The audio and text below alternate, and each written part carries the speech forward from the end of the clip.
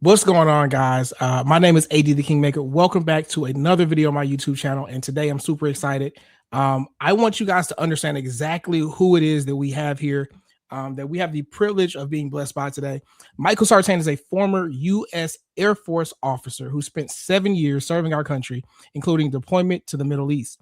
After the military, he moved to Las Vegas and built one of the largest social circle networks in the country. We're talking thousands of people, major events, bikini competitions, charity galas, connections to some of the most high profile names you'd recognize. Okay. This is a man who's constantly surrounded by some of the world's most beautiful women, Instagram models, Playboy bunnies, ring girls, pageant queens, bottle service girls, fitness competitors, you name it. He's been winner. Okay.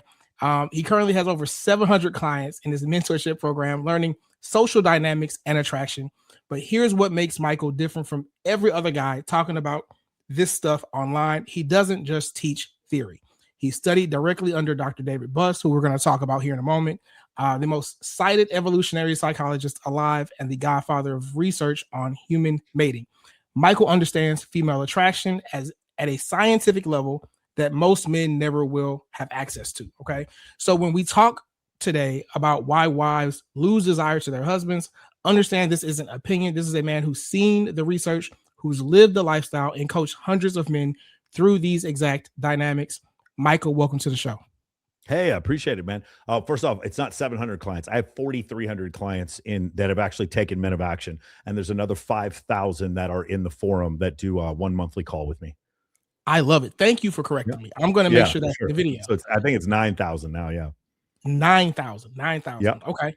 So Michael, the men I serve, just so you know, are high achieving husbands, right? Guys making anywhere between 200,000 to 2 million a year, who dominate in business but have settled for mediocrity in their marriages. Now they would never say that. I just see it, and I know what my mediocrity looks like. Okay. Their wives respect them, they love them, but that raw desire from year one is gone, and nobody's explaining to them why. Right. Yes. And so I brought you on specifically because you understand the science of female attraction better than just about everyone I know. And I want you to help these men understand what is actually happening. So yeah, I want to give you that. So the reason why it's so difficult to understand this is because when I say the words I'm about to say, a lot of guys who hear this, it's going to feel right to you, but it's not going to feel right to your wife. It won't. And it certainly won't feel right if I were, say, on The View or Oprah Winfrey or on CNN having this conversation. If I were to say what I'm about to say, it would get me canceled. It would get me kicked off. But here's the thing. The woman was attracted to you. The reason why she gave herself to you, the reason why she was sexually available to you and then wanted to marry you was because she saw attributes in you that she knew that other women found attractive. It's very hard for people to deal with. They don't like this. It makes us seem very shallow as human beings. But the reality is, and by the way, it's not me. I did not make this up. Go look up mate choice copying in humans. It's a function of psychology. Women choose who other women choose. And so what happens is when you get into the marriage, all of a sudden, all the mechanisms where she could see other women finding you attractive. I'm not talking about cheating on your wife. Do not cheat on your wife. What I'm talking about is, in general, going to the shopping market because you put on a little bit weight, because you've put on a little bit of weight.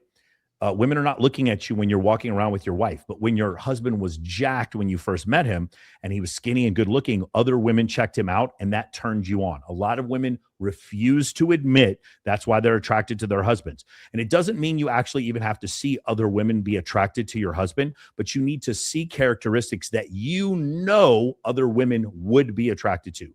Women are, for whatever reason, we can talk about evolution if you want to, but for whatever reason, they are attracted to the status that a man has and the fact that other women find him attractive.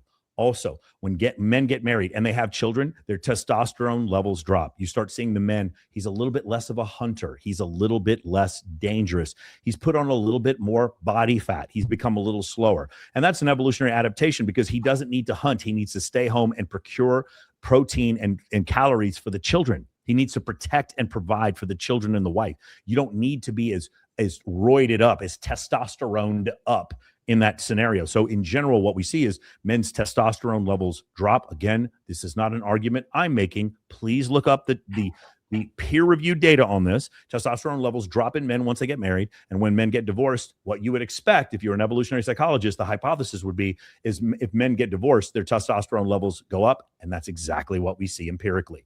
So when men get married, this whole desire for the whole thing that caused them to be sharp, on edge, ready to go, ready to kill, ready to hunt, ready to close the deal, ready to get the better job, ready to wake up early and work harder to accomplish the goals. Those things start to drop off as men get older, in part because of marriage and in part because men their testosterone levels start to drop after a certain age, after 30, whatever, 28, 30, 35. And when those testosterone levels drop, you start to see less ambition. Those characteristics of ambitiousness, aggressiveness, assertiveness, and low body fat, high muscle content, those were the things that women found attracted to you. And by the way, found attractive in you. And by the way, even if your wife was not attracted to the fact that you were muscular, she saw other women notice that you were muscular, which made her be attracted to you. That attraction is the catalyst for genuine sexual desire. When that's gone, it doesn't matter how good of a father he is to the kids. It doesn't matter how much you love it. It doesn't matter the fact that he took out the trash without you even asking. You can go on TikTok all you want and say it's sexy when a man takes out the trash when he doesn't even ask. Whatever. That is not why you have sex with him. You have sex with the man because he shows masculine androgenic qualities that you know that there are things that could protect and provide and provision for you and your child. That's the reason why you are attracted to him. And that could be a deep voice, facial hair, broad shoulders, or it could be the fact that he knows everyone. He has incredible social alignments, or he's incredibly competent at his job. Maybe he even has a lot of status at his job, or he makes a significant amount of money. Those were the things that caused you to be attracted to him in the first place. And those things start to die off once the kids come and both of you put on 50 pounds. Absolutely. I completely agree. So you studied under Dr. David Buss, right? Can you tell us? So I also want to clear this up. Okay. David Buss is a friend of mine. I do not have a degree in psychology. I've read all of Dr. Buss's works. I've also read all of Joffrey Miller's works. I've read all of Stephen Stewart Williams' works, all of Gad Saad's works, all of Lita Cosmides' works, all of Cindy Mess. So in general, I'm an autodidact when it comes to the concept of evolutionary psychology. People like William Costello and Mack and Murphy, they definitely know more than me, but I know more than most people. A better way to describe what I've done is I've taken the things that I've learned from intersexual dynamics by going off and being a dating coach for so long, and then I've tried to match it up, almost like you want to think about like a shuttle matching up with the ISS and linking up. I'm trying to see, can I link up what I learned from evolutionary psychology from what I see empirically, and I found that they link perfectly. They link up perfectly. That's what I've discovered, and then I've inculcated all that stuff into my course. Okay, so there's a lot of people and things that I've never heard of until I heard of you. So like you're my entryway. Yeah. And that tells me that there's lots of men, primarily who are married, right, who don't know the stuff either. So going back to Dr. David Buss, can you tell us who he is? Because that's the one I've seen you mention him and speak with him the most, and why he and his work are like so important in this matter of desire and female attraction. So the study of instincts in animals is called entomology. So for instance, if you have a deer that's born, you notice how deer can walk immediately when they're born. That means there has to be some psychological algorithm mechanism for them to be able to walk immediately upon birth that was necessary for survival. When Homo sapien children are born, they cannot walk. They cannot walk for a year or 2 years after they're born. They're incapable of walking. And so what does that tell you, right? The instinctual necessity, immediately when certain animals are born, they can do things immediately without being taught. That's called entomology. These are instincts that certain animals have that they're not taught. Then there's the term that comes after that is called sociobiology, which is the kind of entomology for humans. And then the metamorphosis of that became evolutionary psychology. Evolutionary psychology is the concept of all the different things that our ancestors passed down from us. So I'll give you an example, an extreme, like a vague or general example of evolutionary psychology. You notice that if you or I were to smell the smell of rotting eggs or sulfur, you and I would both be like, ew. Like no one had to teach us to think that sulfur smelled bad. No one had to. If you and I were to eat raw sulfur, what would happen to us? We'd probably get sick or die. We get sick or die. So what's happened is the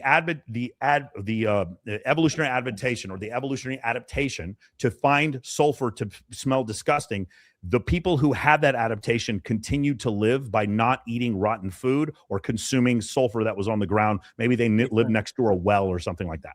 The people who didn't do that, who consumed the sulfur or consumed the rotting meat, those people ended up dying and not passing off their genes. If you and I, like, again, let's say we were walking across the Royal Gorge. I think it's in Colorado. It's like the tallest suspension bridge in the world. And you were to look over to the side. How would you feel if you were to look over to the side? If you were to hang over the side? Scared as shit. So did anyone have to teach you to be afraid of heights? No. No. Your fear of heights is an evolutionary adaptation. Your ancestors who weren't afraid of heights, what did they do? They jumped off cliffs. They just jumped and then they died. And then they never had babies. I've never thought about that. Yes. So what's left behind? You have to think of evolution as like a sift. You know how you panhandle for gold and you shake it and then the gold is stuck. Okay, you have to think of evolution as a sift. Evolution, death is subtraction, mutation is addition. I know I'm getting really deep into evolution. Yeah. It makes sense. But what happens is what'll happen is there'll be a variety, because of mutation, there'll be a variety of different eye colors, a variety of different heights, a variety of different skin colors, and a variety of different proclivities. The proclivities that do not lead to survival do not get passed on. Here's another one. Now, what I just gave you were two general evolutionary psychology proclivities, okay, adaptations. I'm going to give you one specifically in regards to mating, okay? This is ready. So again, the idea that now we have two men, and this is 27,000 years ago. This is the end of this. This is the first point at which hominids are the only. Or sorry, this is the first point at which Homo sapiens are the only hominids on the planet. The Neanderthals are dead. At this point, there's two men. One man is completely comfortable with multiple men having sexual intercourse with his wife. The other man gets very, very jealous when other men come and try to have sexual intercourse with his wife. Which one of these two men is going to pass on their genes most likely? The one who gets jealous. Okay, so the man who isn't jealous, he does not, that proclivity, while it's okay to not be jealous. I know there's a lot of women right now who are like, oh man, I do OnlyFans. I don't know why my man is jealous because I fuck other men. The proclivity to be jealous is an evolutionary adaptation. The man who wasn't jealous was raising someone else's kids. That's what cuckoldry comes from. Okay. And the man who was jealous and actually was with his wife a significant amount of time, or his partner, his pair bonding partner, whoever it is, that maybe there's no marriage. I don't think 27,000 his years cave ago. woman. Let's just call her his cave woman. Yeah, his partner. Yeah, whatever. His day one. That woman, if he protects her and he knows, okay, I'm the only person who's been near her, I'm the only person who's had sexual intercourse with her. Now I know the child is mine. So my necessity to be jealous or to mate guard is what causes me to pass on my genetics and not someone else's me not raising someone else's genetics. And so now in 2026, if a man comes up and you're sitting there talking to your girl and a guy comes up and grabs your girl's ass, there's an immediate visceral, almost violent response you have that comes from evolution choosing men who protected their wives' vagina, butthole, whatever, nipples, mouth, whatever, her sexuality, her sexual nature. The guys who did that continue to generate offspring. The guys who did not. I'm going to give you one more from evolutionary psychology. This one. Now, the reason why I brought this up, the first two examples were general, and that's general evolutionary psychology. So like Sad talks about this, and there's other guys that talk about this. Dr. David Buss, the reason why I was so fascinated with him is because he's an evolutionary psychologist when it comes to mating specifically. He's not, he is the most cited evolutionary psychologist in the world. I think he's like in the top 20 of most cited psychologists in the world. Oh, wow. But his specialty is evolutionary psychology when it comes to mating. The thing that matters most. Yeah. Well, I mean, it matters most to a lot of people. Yeah, for sure. Yeah. So I want you to consider this concept, right? You have two women that lived, let's just say 10,000 years ago, and they were in a tribe. And another tribe comes in the middle of the night and they kill all the military age males. They just kill all the men in the tribe. Okay. And they leave all the women behind. So you have two women. One woman is like, I can't believe you just killed my husband in front of me. I would never have sex with you. Fuck you. I hope you die. Okay. And the second woman is like, his wife, she sees her husband dead on the ground and is like, okay, I'll do whatever you want. Now, which one is more honorable? Probably the one who's like, I would never have sex with you. Which one passed on their genetics and survived? The second one. The second one. So of the two genders, which gender gets over a breakup faster, men or women? Women, for sure. Which gender is able to move on faster to a more high status man, men or women? Women. Okay. The It's all adaptation, making so much sense as you say the it this way. evolutionary adaptation for women to be able to move on faster comes from throughout history, the men that they were with were replaceable. Men would die in wars, or the tribe would get invaded and they would watch their man die in front of them. And they have one of two choices. One choice is, I will never have sex with this guy. And while that is noble, that woman will not survive and will not pass on her genes. The woman who chose to take on a new partner did pass on her genes, and that's why you have women today who are more willing to take on new partners, and 80% of divorces are initiated by women. There you go. You understand? So this is why evolutionary psychology describes the mating market that we have today in perfect synchronicity, perfection. I've never seen I've never seen evolutionary psychology get anything wrong. Now, there were a few things they have gotten wrong and they've called their own foul. This is really, really inside baseball here. So one of the complaints that, because evolutionary psychology has more testable, predictable hypothesis than almost any form of psychology, and it tends to be more right than any of the rest of them. So it's like the rest of the forms of psychology almost kind of like get jealous, if that makes sense. I don't know how to explain it. Like marriage counseling, like marriage psychology, that's not a real thing. Like marriage counseling doesn't work. It doesn't work. If you look at the success rate for marriage counseling, you would wonder why it's even a profession. There's psychologists that, like, again, men. Here's another great one. Men who had taken their own lives, something like 91% of them had reached out to a suicide hotline. So this whole therapy, like therapy speak, talk to someone before you take your own life, become more vulnerable. If 91% of those men had reached out to a psychologist and they still killed themselves, what does that tell you? It doesn't work. That function of psychology, its effectiveness is very, very low. Again, I'm not telling you, because if you're thinking about hurting yourself, do call 988. It is important to talk to someone. I'm not saying that you shouldn't. My response to that is getting in shape and having a cool group of friends, dating a beautiful woman, and having an incredible business is a far more likely way for you to not take your own life than calling somebody and telling them all your fucking problems. That's just my opinion. Okay, I'm not trying to hurt anybody. That's just my opinion. So understanding that concept of how men and women work, that evolutionary psychology of how men and women work, it makes things very, very easy to understand whenever you're dealing with the opposite sex. And you have to accept it rather than be like, no, the women will hear this and be like, no, I picked my husband because he had great energy and he had good aura and a great vibe. That's not why you picked him. It's not that they're lying. They're not lying. They actually don't. They actually believe what they're saying is true. Got it. It's just they can't identify the attractive triggers that we have. Now, if women are looking for men and they're looking for, like, hey, what is the best chance for me to get survival, for me to survive? They'll look at men and they'll look for things like broad shoulders, the fur, the brow, the jaw. These are signs of height is in there. Yeah, height is in there. Exactly. These are signs. And then also his alignment to other alpha males. She knows that if I align with this guy, likelihood of me and my offspring surviving is higher, right? So she's going to look for those signs. The women who look for the signs of the more muscular, more fit, more violent, more intelligent, more aligned with higher status networks male, the woman who look for that type of male is more likely to pass her genetics on. Therefore, her male and female ancestors are more likely to have those proclivities as well. That's how evolution works. And then so the opposite for men would be, what do men need? Well, I don't need a woman to have broad shoulders because she's not there to protect me. In general, women are not there to protect men. Okay. Most women I know do not date men who can bench press less than those women can bench press. Women. So when I look at a woman, if I find her attractive, I'm just using me in general. I don't mean me specifically, but in general, if I'm a male, I'm looking for a woman with a certain hip to waist ratio that shows that she has the possibility of fertility. I'm looking for signs of youth, facial symmetry. Why am I looking for facial symmetry? Because in the ancestral period, if a woman caught like an infection or a bacteria, you would see lack of symmetry in the face. You are looking. Long hair is also a sign for men. What is long hair? So today, in 2026, women can get fake hair. You'll notice this. You cannot tell a woman's age from behind if she has fake hair. You can't tell her age. If a woman has real hair and she's older, you can actually tell generally what her age is. But if I see a woman, let's say I'm 22 and I see a woman and she's like 25 years old and she's got 3 years of long flowing hair going down her back, I know evolutionarily this woman has 3 years of good, strong health.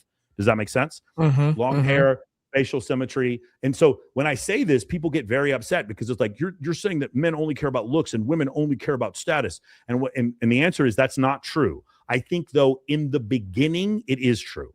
Initially, men do only care about looks. Initially, women do only care about It's the looks and only thing status. that we can see Yeah, it's about the one only thing another we can until see. you can, That's exactly right. In yep. the beginning, they say don't judge a book by its cover, but in the beginning, all you can see is its cover. And so, Mhm. in the beginning, humans are shallow. Men look at a woman's physical form, and women will look at a man's alignments and his physique and all these other things that besides his physical appearance.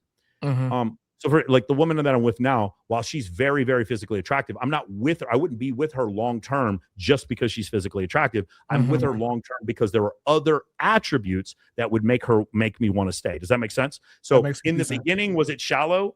Dr. What's his name? Scott Galloway. He says this the best. In this guy, then I love quoting him because he's a staunch liberal socialist, like basically Keynesian economic. He and I have nothing in common politically. But I love quoting him because he gets this part completely right. He said, when I first saw my wife at that hotel in Miami, I did not think to myself, man, if I bred with her, I would have amazing genetics in our children. When he saw her, he didn't say, I bet she has an amazing personality that would be terrific for raising children. When he first saw her, he said, I wanted to have sex with her. Yes. She was attractive and I wanted to have sex with her. That's what he felt like when he first saw her. Okay. That's what I'm saying is, are human beings shallow? Initially, yes, they are shallow. Later on, from when I'm with a woman that I'm physically attracted to and she takes care of me, she's a really, really great benefit to my life. And then she is very attracted to me because of my stature, physique, or my alignments or my voice or whatever. From that, love can grow. Love can grow from that. But initially, it's not love. I don't love a woman just because she's physically attractive, and a woman generally doesn't love a man just because he has money, although there probably are exceptions to that. Yeah. In general, that's the way it works. And so the description of that, no one had ever tried to describe this before evolutionary psychologists, number one, and no one in this dating space had ever tried to use evolutionary psychology for a dating program until Men of Action 6 years ago. I love it. So, Michael, you said women have no neurochemical reaction to men they find unattractive. They literally don't like register. Like, what do you mean by that? And can a husband actually become invisible to his wife over time? The second question I've never thought of until you brought it up. The first question, the answer is unequivocally yes. And there's data that shows this. So generally the way it works, let's go back to the evolutionary example again. 10,000 years ago, I'm a man who's part of the war party or the hunting party in my tribe, meaning that I need to protect everyone in the tribe, even grandma. When I look at grandma is not a viable sexual object. Grandma and I are not going to breed together, but grandma is still part of my tribe. So I still see grandma. Okay. Now, as a man, if I'm driving down the side of the road and I see an old woman, like a grandma, and she has trouble changing a tire and she's like sitting there crying, I'm going to stop and help her because I still see grandma. My evolutionary adaptation to watch the entire tribe is still there as a man. As a man, I must observe all threats. As a man, I must observe all networking all connections, alignments. I have to observe these things as a man because I am here to protect the tribe. As a woman, however, when women, and there's data that shows this, when women see men that are unattractive or physically see men that are unattractive, they don't find them disgusting. They just don't even register. They don't even notice they're there. They're like It's anecdotal example. I was on a date with this girl. It's a Maxim cover model one time, and I was explaining this concept to her. I was like, women just don't see men that they don't find attractive. Like they literally don't even see them. And she goes, that's maybe true for other people, but I'm a very polite person, and that wasn't me. That's not how I was raised. And I was like, awesome. Tell me about our busser. And she goes, wait, we have a busser? And I was like, that guy right there with the curly hair who's been pouring our drinks the entire night. That's the She couldn't see him. Because he was young, he doesn't have a lot of status. She didn't even see he exists. There's another video. I wish I could find it. And it's this one guy. He's like, she's like, I don't think there's any attractive men out there. And then the guy goes, well, what about that guy right there? And she goes, which guy? He goes, and he's like, that guy right there. And she goes, which guy? And she goes, which guy? You mean the guy behind? Is there someone behind the mailman? And he's like, no, the fucking mailman. You don't see him? She doesn't see the mailman. Does that make sense? Again, I've done this before. You guys should try this. Go to a drive-through. Like a Chick-fil-A or whatever, and there's a guy who hands you the food. After you drive off, ask the girl to describe the guy who handed the food, and they will not remember anything about him. If they see a guy in a Lamborghini, they'll remember the color of the Lamborghini. They'll remember that he had nice teeth. They'll remember that his eyes were blue. They'll remember how tall he was. They'll remember what kind of shirt he was wearing. But if they see a man who's low status, they don't even see them. So why would they? Again, for a woman to not notice low status men is probably an evolutionary adaptation. because they're choosing the best possible mate so that they can have the strongest possible offspring and have a mate who's the most aligned and physically strong enough to protect them and their offspring. That's why women don't notice men they don't find attractive. Did you see how fucking offensive this is? But at the same time, I have to the back of every single thing I said.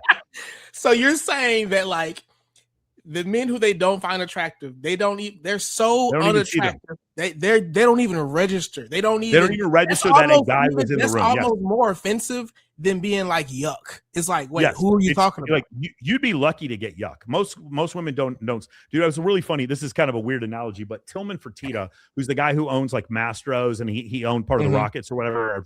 I think he owned he or his brother owned the UFC at one point. He was having an interview with Tai Lopez, and Tai Lopez goes, "Hey, he goes, what is a financial strategy that you would recommend for people back in whatever year it was?" And he goes, "Well, I think because of fluctuating markets, you should keep at least $600 million in cash." And Tai was like, "Keep $600 million in cash?" Like, I don't think most of the guys who are watching this could keep $600 million in cash. And then Tai told me the story. It was really funny. And then Tai was like this, and I still agree with this. Rich people don't hate poor people. Rich people don't even know poor people exist. They truly do not know. Rich people, like when I talk about my homies growing up with bologna and cheese sandwiches in the hood, they don't even conceive that those people even exist. Well, it's the same thing. Women do not conceive of low status men. They conceive of them when the men leave nasty comments on the YouTube or Instagram. They conceive of them when they leave horrible DMs. They conceive of those men then. But in general, walking down the street, and again, guys, if you want to do it, it's very, very simple experiment. Walk into a room and then sit down. So for instance, let's say I'm sitting on a bench. We're in a barbecue place, and I'm sitting and I'm facing the room, and then you have two people facing me, have a man and a woman, and ask the woman how many people are in this room. Just take a guess, and she's going to say some crazy number of like 4, and there's like 14 people in the room. And ask the guy, and he's going to tell you exactly how many people are in the room. Just try the experiment for yourself. As men, we see everyone. As women, they do not see low status men. They just don't see them at all. And so that was a really interesting, and it makes sense from an evolution. I don't blame women for this. What I would recommend though is if you're a man, learn mechanisms to not be invisible to women, and it's not difficult to do. That's what I teach in the program. Yes. So this next one is my favorite question. So you talk a lot about pre-selection. I had never heard of this word before MOA, right? So for people who have never heard of the term, what is it? And please tell the husbands how they're. I tell them by getting married, you're essentially using pre-selection against yourself. You're using it to your disadvantage. Please tell the people what that is. Here's the funny thing. Okay, so first off, let's define pre-selection. Pre-selection is a made-up word used by dating coaches and people in the manosphere. The term is mate choice copying in humans. Okay, that's actually what we talked about before. But we say pre-selection. It's much easier to say, and it's caught on over the last 20 years. So everyone uses the term pre-selection, meaning I am just like I might be pre-selected for a credit card. I'm pre-selected by other women for other women. Okay. Got it. That's what pre-selection means. Back to the thing about the husbands. Here's the funny thing. When men are married, women in general, they do pictures where they put a wedding ring on a guy. When men are married, women find them more attractive. The number one study I saw went from 59% to 90%. 59% of the women found this guy attractive. And then when they put a wedding ring on him, they showed a different group of women. 90% of those women found him attractive. Okay. When another woman chose your man. So this is why you'll have guys who will cheat. Their wife is giving them no sex, but the secretary sees that he's married, and then she wants what this other woman has. So he becomes attractive to other women. We call this queen game. It's really, really, really bad. But it's like guys who queen game is when a guy shows off his girlfriend on his social media just solely to get other women to hit on him. I know a lot of guys who do this. Yeah, genius. I've never even thought about it.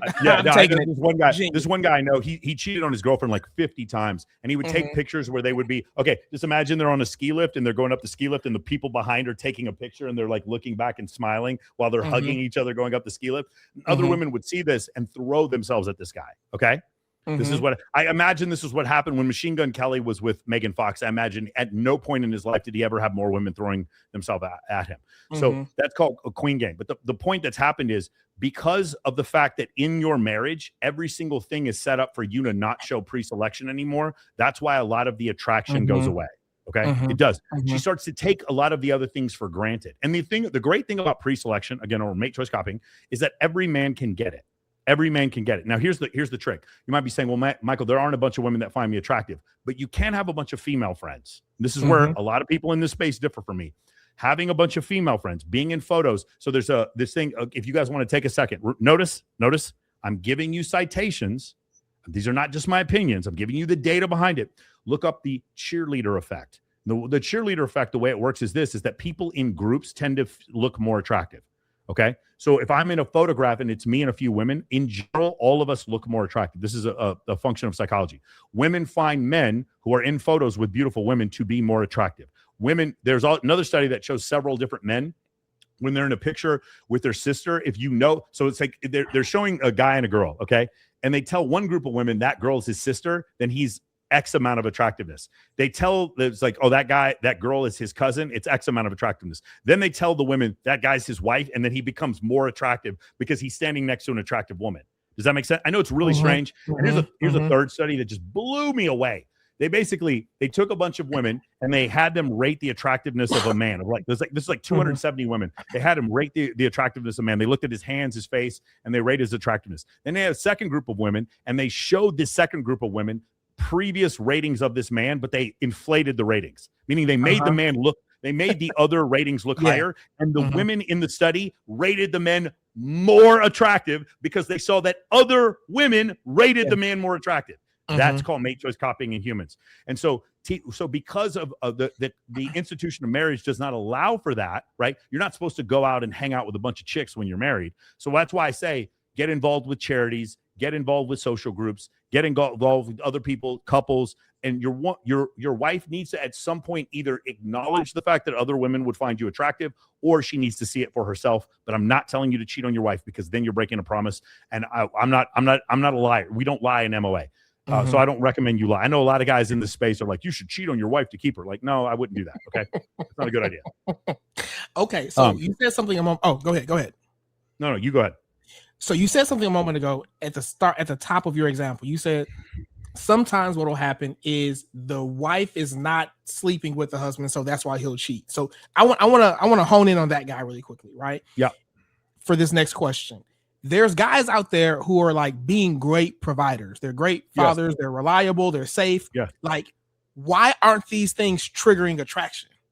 Yeah, because that's never what triggered attraction. So again, if you were to ask a room full of women, is being loyal attractive? All the women would say, yes, being loyal is attractive. Then you ask the same women, have you, any of you or anyone you know, dated a man who wasn't loyal? And they'll get real quiet in the room. Because the answer is all of them are going to say yes. And the reason why women date men who aren't loyal is because being loyal isn't attractive. It's comfortable. It definitely helps once you found a man you're attracted to. Is buying flowers attractive? And women will all say, yes, it's very attractive. Okay, if a homeless guy came up to you, he was overweight and smelled bad, and he bought you flowers, would you become sexually stimulated by him? It's like, well, no, because I'm not attracted to him. That's my point. Then buying flowers does not create attraction. Being loyal does not create attraction. I saw one survey that said that reading was the sexiest, the most attractive hobby that a man could have. No, but of course it's ridiculous. Reading does not make women more attracted to you. Taking the information from the reading, using it to become competent, relevant, and wealthy is attractive. That's different from reading. Using the reading to do something, to become ambitious, that's different from reading. That is attractive. So it's a misalignment where women will say they're attracted to one thing when they're not actually attracted. They're attracted to something else. The trick to figuring this out really is this. I don't listen. When guys tell me shit, I don't listen to what they say. I just pay attention to their actions. And when women say things to me, I don't listen to what they say. I just pay attention to their actions. I stopped paying attention to who men and women said they were attracted to and only paid attention to who they had sex with. And when I did that, the picture became incredibly clear, and the picture matched up and aligned perfectly with the theories and the findings from evolutionary psychology. I love it. So switching gears just slightly, let's talk about neediness, right? Okay. Why does neediness destroy attraction so quickly? Like, what is it about a man wanting to be validated by a woman, let's say his wife, that dries up her desire? I mean, probably if I was going to hypothesize here, it's an evolutionary adaptation for her to say, again, this is the same problem. If your girlfriend cheats on you and you take her back, she's going to be initially like very happy that you took her back. But there's always a voice in her head that's like, I'm dating the guy who takes back the cheater. Does that make sense? That's the issue, right? And so she's always going to be and then if she's insecure, then it combines, because now she's like, well, he's probably going to die, so I need to go ahead and cheat on him again and find someone else. This is why when you try to take a woman back who's like overtly cheating on you, it doesn't work. For men, it's actually different. I've seen men. Here's the problem with men. When men cheat on women and the women take them back, if that man stops cheating, she will break up with him. It is wild. I have seen that happen so many. Yes, so many times. He's not. Please give an example. I want to get back to the question, but I've never.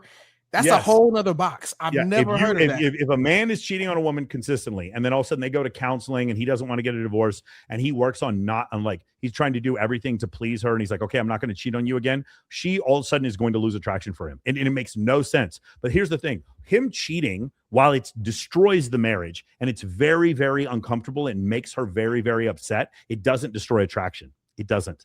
And no, anybody can sit there and lie and try to tell me, no, it doesn't. Because what she knows is that, okay, not only do I find my man attractive, other women find my man attractive. It destroys comfort and it destroys trust. It does not destroy attraction. That's the problem. So when he stops cheating, all of a sudden she's not attracted to him anymore. I've seen this happen. I've seen this happen several times. It's really fucked up. That's why I don't recommend people cheat. I think it's bad. I just don't cheat. It's bad for everything except desire. Oh, yeah. Goodness. Yeah, I mean that's why I would say that. It's like I just so the trick is just don't cheat. Just be honest. Be like, hey, listen, this isn't really working out. I'd like to see other people, and then just be honest with it. It's way better than lying. You know. Yes, that's kind of the answer. What's the first question you had though? It was what is it about the neediness or wanting to be validated that kills her desire? Yeah. So again, you have to understand. So if you're a woman, you're constantly being offered sex by multiple men, and you deem most of them to be lower status. Just in general, like women are going to encounter 100 men and find only one of them to be worthy of having sex with, or worthy of pair bonding with. Maybe even less than 1%. It's a low percentage. So in general, again, so here I'll do it like this. 80. How long does it take for you to figure out a woman is attractive? How many seconds? Oh, not even a full milliseconds. Yeah, so it's about 1/10 of a second or less is generally how quickly you can do that. That seems odd, doesn't it? Like I can't tell if a car is a Corolla or a fucking Altima from 100 yards away, but I can tell if a woman's hot immediately. Doesn't that seem like an evolutionary adaptation? It's like a superpower. We as men can tell when a woman's attractive like that very quickly, right? Right. So you could say, okay, well, if men have this adaptation to tell that women are attractive very quickly, wouldn't women have the same adaptation? Except their adaptation is not to look at our hip to waist ratio and the size of our boobs. Their adaptation is to use hypergamy to compare one of us to another one of us. They stratify men. Okay. So when women deal with men in general, it's beta, beta, beta, beta, beta. Yeah. And then what do they do with the betas? We already talked about this before. They don't see them. Yeah. Don't see. Invisible, invisible, invisible, invisible, invisible. Tall Australian guy comes up. Oh, I noticed him now.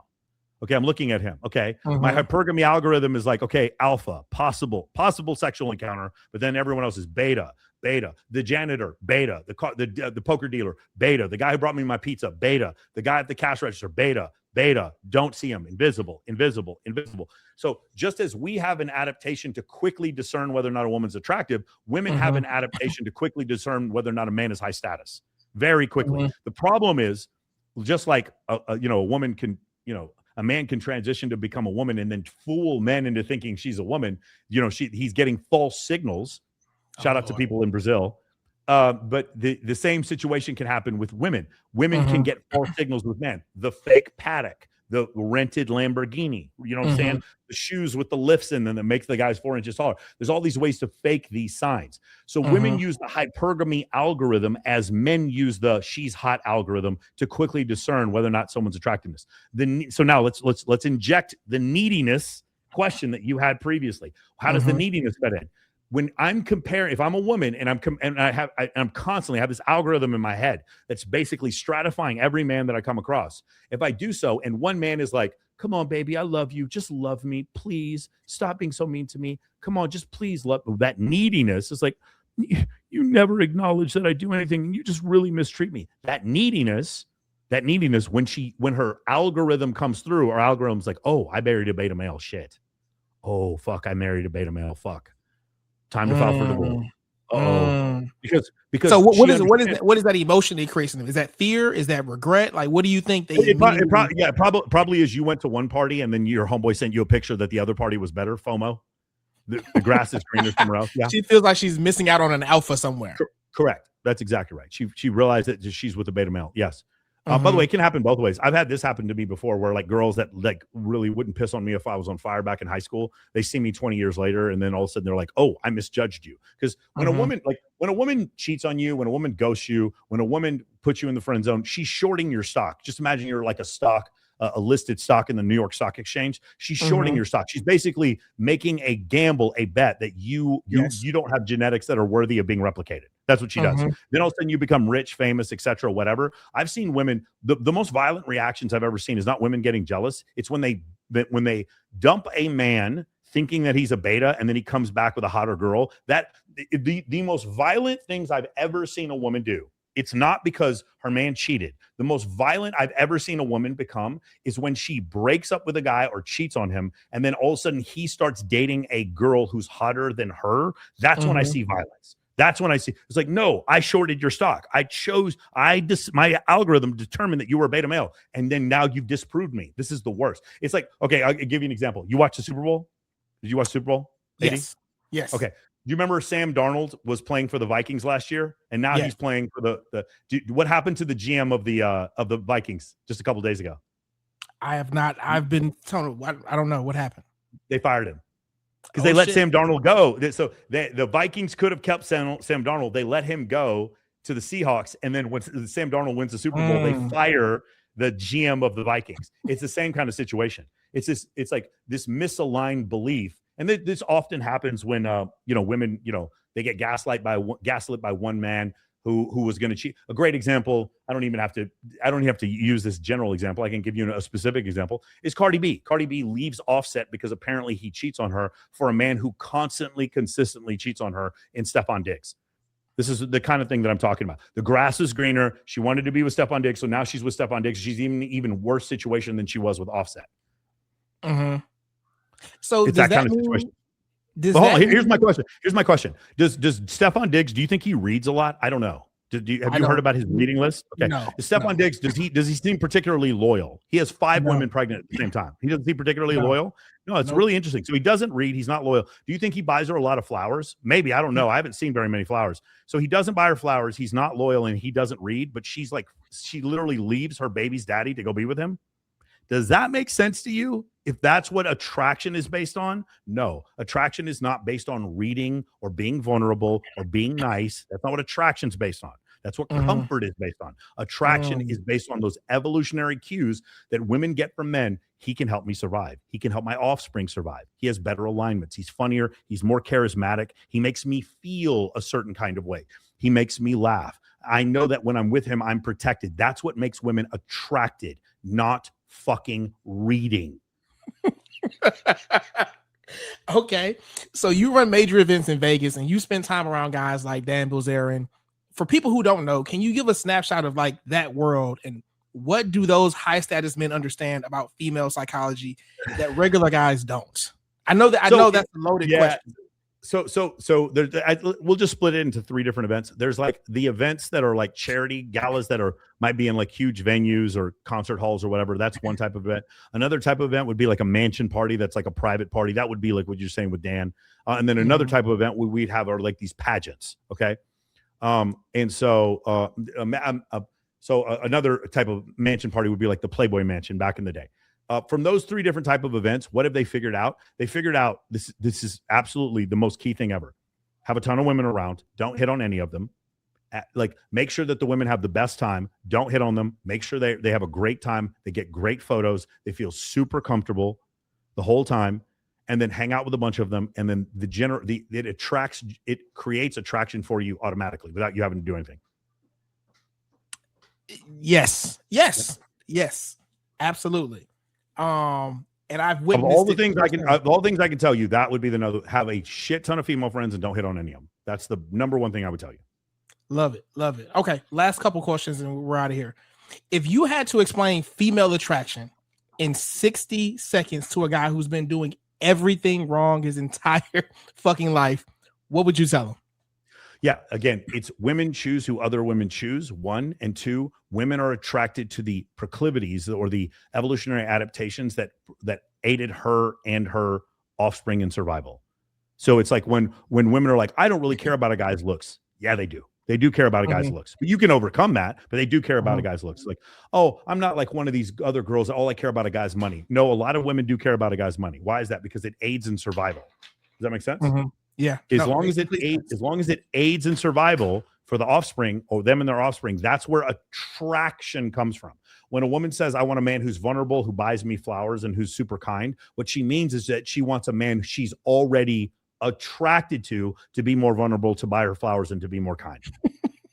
That's That's what she it. means. That is If she literally leaves, it. that's it. Like, if you want to understand it, that's it. Now, there's one other thing we didn't go over, because you're talking about married guys, and that's boundaries. You need to Mm, be able to understand how to so the main reason why you get ghosted or friend zoned is because when a woman is talking to you, she can tell that the conversation is more important to you than it is to her, and she can also mm, tell by watching your behavior and maybe looking at you on social media, she can tell that she's better than any girl you could get to be with you. Does that make sense? mhm, So like if you mhm, go up to a girl and she can clearly she looks at you and she looks at your social media or whatever and she's like, I'm clearly out of this guy's league, that's when you're going to get ghosted. Okay? That's mhm, generally how that works with getting ghosted. With men, what they need, the main reasons why men end up getting cheated on or getting walked over or whatever, you'll see this very frequently, is when they don't maintain boundaries and then when they're easy to be manipulated. Does that make sense? mhm, So I have mhm, here's a clear example of boundary. This is every girl I've ever dated. It's not other men's job to not hit on you. It's your job as a woman to protect the sanctity of your mouth, your nipple, your vagina, and your butthole. That's your job to protect that. It's mhm, not other guys' job. So if you protect that, then that's fine. If I come into a party and a guy's got his hand on your ass and you're not taking his hand off your ass, you're not my girlfriend. That's a boundary that's been crossed. Does that make sense? mhm. So having Yep. those boundaries and then not having those boundaries cannot be compromised, and then also not being manipulated. It's like, so an example of not being manipulated, you're dealing with a woman, she does something inherently wrong, she doesn't take any accountability for it, and then at the end of the day, instead of apologizing, she just gets naked and starts rubbing her butt on you in bed, so she's offering you sex rather than apologizing. No, you are being manipulated as a man, you're being manipulated by sex. That's not acceptable. And so you'll see in relationship, you guys are probably listening to this. Some of you guys who are in marriages, you're like, yeah, you're right. It's like, what happens is you feel the stress that your wife is putting on you, and you'll do anything. It's almost like when you boil water and then all of a sudden the steam comes out of the water and it makes that whistling noise. You just Mhm, want to do anything you can to relieve the pressure when your wife is yelling at you. You'll do anything. So what you do is you acquiesce to whatever she wants. If a woman did everything that I wanted, she just did everything I wanted without question, I would marry her. If you're a man and you do everything your woman wants, she will divorce you. She will punish you for it. yep. It's absolutely the case, because in general, throughout history, men have been the ones who led in relationships. I'm not saying there aren't exceptions. There certainly are, but most of the time, it is a man who's going to lead in a relationship. And men are not going to be told by women how to make women happy or how to make women attracted. And often, the things that make her the most attracted to you are the opposite of what she says. Often, it's the opposite of what she says. She's like, why won't you do what I want? And then you stand up to her and she's like, oh my God, I thought it was so sexy that you put me in my place. I hear women say this all the time. Oh yeah, I was just being a bitch and he put me in my place and it turned me on so much. It's like, well, who was going to tell you that? Well, I will. That's what my course is. I'm the one to Mhm, tell you that. And so that's what you'll see this happen frequently. So having boundaries that you do not compromise. By the way, women are the same way. They should have boundaries that you don't compromise. Your man should not be going off having raw, unprotected sex with fucking whores. You should divorce him for that. I'm not saying it is the same for both. Okay. mhm, But in general, men need to have boundaries. They do not need to compromise those boundaries, and you need to be a man that does not get manipulated, while at the same time maintaining pre-selection, letting other women mhm, know that other women find you attractive, mhm. maintaining those masculine boundaries, and as far as fitness and diet is concerned, trying to stay at your peak physical condition even during the marriage, even though she wants you to stay in, eat crumble cookies, and watch Netflix every day. You can do that. Yeah. It's very comfortable. Eating crumble cookies and watching Netflix is super fun. It's very enjoyable. I totally get Mhm. it. But you do it for long enough, you put on a lot of body fat, and now the body fat aromatizes your testosterone into estrogen, and you become a man with man boobs. That's what happens. And then all of a Yes. sudden you wonder why she doesn't want to have sex with you anymore. Yes. Yes. Question from another question. You said if it aids in survival, then it increases desire, right? So Yes. I'm coming up with this now. It's not everything, but so not everything that aids in Yeah, survival generates yeah. attraction, but everything that attraction is generated from has some foundation in survival. Otherwise, it wouldn't exist. How does one woman seeing Dan Bilzerian surrounded by other women, like what does that have to do with aiding survival? Yeah, so it's so interesting that you asked this question. So you have to consider this. The whole pre-selection thing, it actually works for women who are younger. For some reason, it works more for women who are younger and women who are less sexually experienced. Here's the reason why. If let's say you and me got into solar. We started selling solar door to door. If we started selling solar door to door, would we just iterate every day and try to get a little bit better? Or would we start watching the best solar salesman in the world for free on YouTube every day? Which would we do? If you want to get better, would you watching? Yes. I would start with watching the guy. Yes. So because we have less experience, we pay more attention to guys who have more experience. Got it? Okay. So if you're a woman and you're a virgin, you're going to look at all these other women attracted and hanging around this one guy. And remember, you can't see how big a guy's penis is, whether or not he's good in bed, whether or not he's abusive, whether or not he's going to steal from you, whether or not he's going to hit you. You don't know that from looking at him. As a man, I'm pretty sure most women are not going to kick my ass, so I'm not worried about that. But as a woman, you don't know that he's not going to be abusive.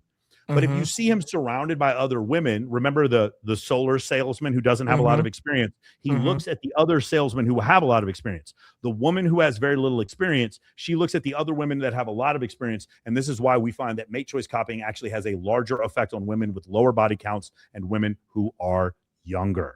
That's actually why it works, because it's an evolutionary adaptation. If a woman's like, well, I can't tell which one of these men is the best sexually, so I'm just going to fuck them all. Well, then now we don't know who the baby belongs to. That sounds like a terrible strategy. Yeah, it's a terrible strategy. If women were like, well, I don't know who I want to marry, so I'm just going to fuck 30 guys. And by the way, a lot of women are doing that. I'm just saying that's not a good strategy. But if a woman was like, hey, I'm going to look at I'm going to look at 30 guys and I'm going to look at their ex-girlfriends and see how many of them had the hottest ex-girlfriends. And from that, I can probably discern which one of these guys are the most desirable.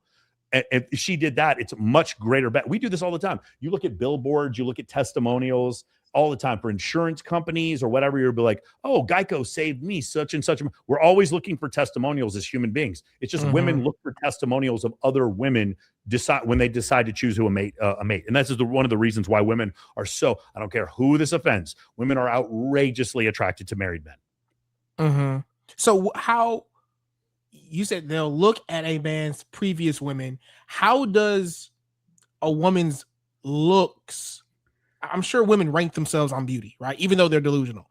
Yeah.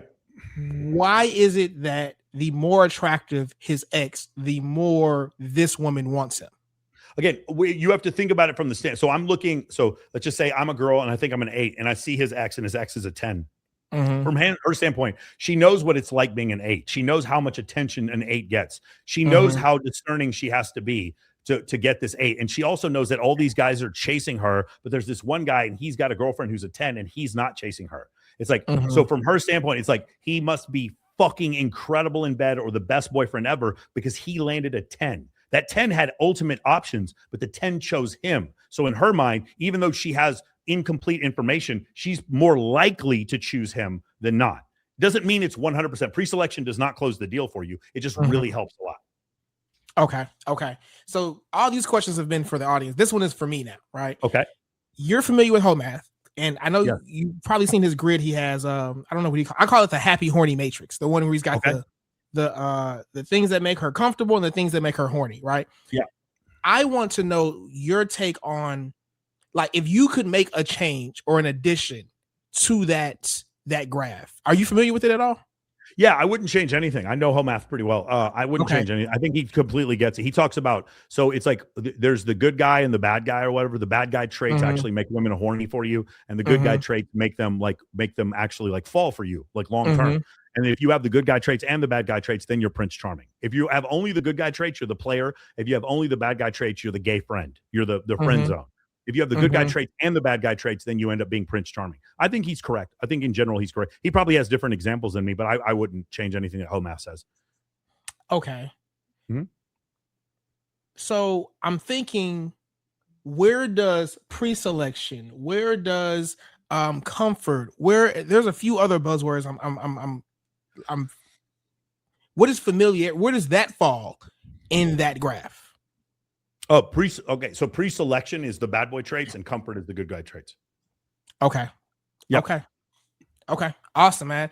Michael, this has been incredible. For guys who want to go deeper on this stuff, where can they find you and what's the best way to follow your content? Where should they check you out first? I would highly recommend all you guys go to my YouTube channel, Michael Sartain, and then look up the Limiting Beliefs playlist and then look at the titles and see which one of these speaks to you. Are you a guy who gets friend zoned? Are you a guy that gets ghosted? Are you a guy who keeps ending up with the wrong woman? Are you a guy who doesn't text message women too well? Or you text way too long? Are you a guy trying to get into a long-term relationship? Are you a guy really concerned about what the sex work is doing to all the dude? We've never lived in a time where like 1 out of 8 when it comes to attractive women, it's like 1 out of 5 or 1 out of 8 of them has an OnlyFans. What the fuck? Our grandparents didn't have to deal with this, right? How do we deal with this in a modern way? How do we deal with modernity without being upset by it? Go to my Limiting Beliefs playlist inside of my YouTube channel. Check any of those out. See which ones speak to you. Okay. Otherwise, you guys can check me out on Michael Sartain on Instagram, Michael Sartain podcast on TikTok, or Sartain podcast on Twitter. Awesome. Guys, you've heard it here first from the guy himself, Michael Sartain. I've been your host, AD the Kingmaker. This has been another episode of King's Corner Podcast. See you guys next time.